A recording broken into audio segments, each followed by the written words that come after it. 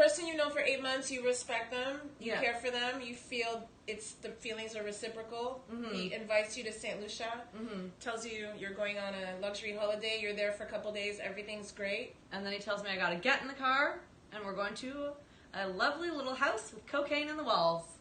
And I meet with people there, and they're like, oh, thank you so much for doing this. So I was like... For doing this, as if you So he agreed. so he had, like, told these people that I agreed.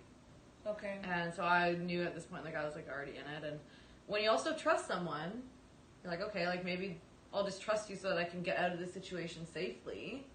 Yeah. Right? Yeah, because it's survival kicks in at that point, and it's like, how do I survive this? I'm in another country, like, honestly, like, I can't just call the local police, like, I don't know, I just didn't feel safe doing that. Well, not just that, too. When we think of a drug deal, we think violence, we think guns. So I think your back was up against the wall, and you didn't really have many options, right?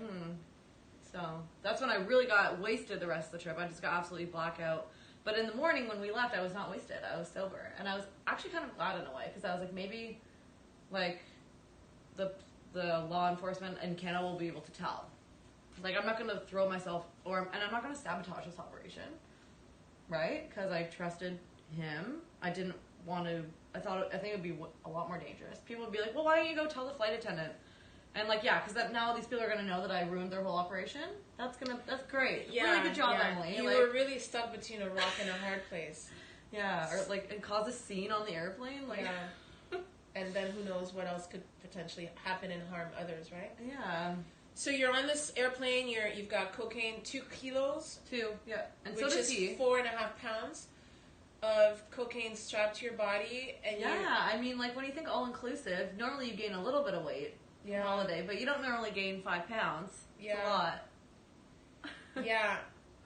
And so it was sort of built into underwear and undergarments? Yeah, like Spanx. So, like, they're like elastic pants. Okay. And it was like a little kangaroo pouch. Okay. And so you land safely at Pearson. You line up for customs. They ask you about your trip. They decide there's something strange about your information, right? They send both of you to get checked. Yep. And at this point, he knows.